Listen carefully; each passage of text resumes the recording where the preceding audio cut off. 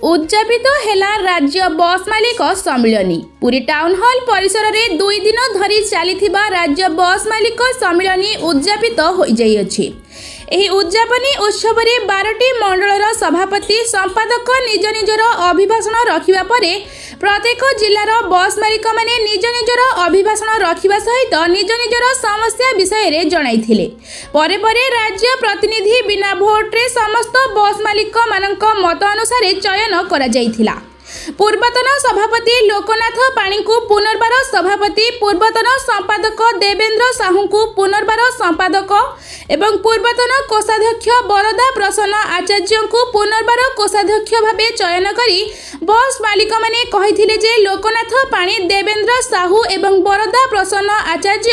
आमर प्रतिनिधि भावे आमर विभिन्न समस्या गुडी को सरकारक निकट रे पहुंचाई आमको पुनर्बार आमर प्रतिनिधि भावे चयन करिसंती। परे परे नूतन प्रतिनिधि मानकु विपुल संबर्धना ज्ञापन करा जाई प्रीति भोजनर आसर जमीथिला। मो ना बरदा आचार्य, मु कोषाध्यक्ष राज्य घरोई बस मालिक संघ। तो आपण विगत वर्ष आपण थिले वर्तमान कोषाध्यक्ष, पुनी चलित 3 वर्ष में आपण भी कोषाध्यक्ष नियोजित हेले। तो एते सुंदर भाव कार्यक्रम कराला जो बस मालिक माने सारा राज्य एते सुंदर भाव रे आपण माने मिसी कार्यक्रम करले ता भीतर विस्तृत देखु आज जो बस मालिक मान आमको गुरु दायित्व देले ये जगन्नाथ जगार आमको कम करने को पड़ो। आगामी दिन में सरकार पाखे आम दाबी उपस्थापन करने को पड़ो। सरकार एवं केंद्र सरकार जो चाप बस मालिक परिवार को मानसिक अवस्था को टिके तलितलांत करने को जाऊँगी से गुरु दायित्व दि जाए आमको। आम भावुँ जगन्नाथ कृपा आशीर्वाद हेले निश्चित माटी रू आम जा आगामी दिन ओडिशा रे सरकार पाखे सरकार सहित निश्चित लड़ाई करूँ एवं आम नार्य दाबी पाइबा मालिक मान चेष्टा करूँ। मु आशा करे ये बस मालिक ये जिते जन थे माने कौन कह दुख कष्ट सब ये बखाणी आम शुणुचु एवं यह गोटे गुरु दायित्व आम निश्चित भाव में निर्भर करने जगन्नाथ प्रार्थना करुँ। लोकनाथ पाणी राज्य संघर सभापति अच्छा आपण पुणी नूतन भाव जो पुणी तो सभापति रे आपण चयन करा गला तो केतुर खुशी होतनी नहीं आदर खुशी तो निश्चित भाव में व्यक्त होगा कहीं जते बेले हजार हजार संख्यार बस मालिक माने आभिमुख्य नहीं पुनराय चयित हेलु तो यहाँ खुशी हवा कथा कि मोटामोटी कथा भाव में ये आम पारंपरिक भाव में 3 वर्ष थे हुए आधार नूतनत्व किसी ना तेणु जिते समग्र बस मालिक जाति जिते आम उपर भरोसा रखिंट निश्चित भाव में आम केमी आगामी दिन में आम दायित्व निर्वाह करूँ से बाबद बरं चिंता बढ़ी जाइए। काली एवं आज भितर किसी बस मालिक जो असुविधार जो सम्मुखीन होती जो आपण मानक जनईले तो आगुरी से समस्या किभली दूर कर नहीं बहुत गुड़े समस्या आम अच्छी कहीं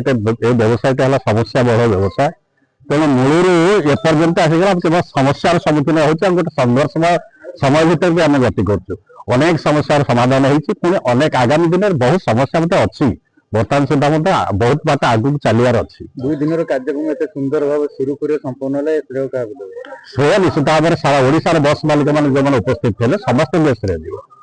आज भी जो आसी आसीना श्रेय दिव केवल जो उपस्थित होती समस्त श्रेय परिचय रख देवेंद्र साहू राज्य बस मालिक संघर साधारण संपादक। आपण पूर्व विगत 3 वर्ष धरी संपादक थे तो चलित वर्ष पुणी आपको सिलेक्शन करागला तो केते खुशी होती श्रेय क्या नहीं ये श्रेय तो मुझे सारा ओडिशा बस भाई मानक देवी एवं एम चेष्टा प्रचेषा विश्वास फल पुणी एथन आम एवं आज 15 वर्ष है संस्थार सेक्रेटरी अच्छी कि कथा हूँ बड़ कथा हूँ ये जो मालिक मान समस्या को उपस्थापन आम करूँ कि मालिक मान बहुत समस्या अच्छे आम ठीक भाव उपस्थापन करूँ आज सारा राज्य मालिक मैंने विश्वास कले आम विश्वास प्रकट कले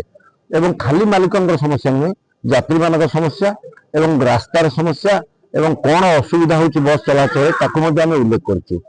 परिप्रेक्षी में दीर्घ दिन धरी सब कम कलु सरकार निकट में कौटा केते पहुंचा दरकार से उपस्थापन कर पहुंची पार्टी राज्य सरकार राज्य सरकार धन्यवाद देचु से आमर समस्त कार्यक्रम को से सहयोग कर कहीं राज्य सरकार जो कार्यक्रम आमर जिते दाबी अच्छी गुरुत्व सब ठीक भाव विचार करुँ आम धन्यवाद देचे। आज पुनर्बार आम जो 3 जन का लोकनाथ पाणी प्रेसिडेंट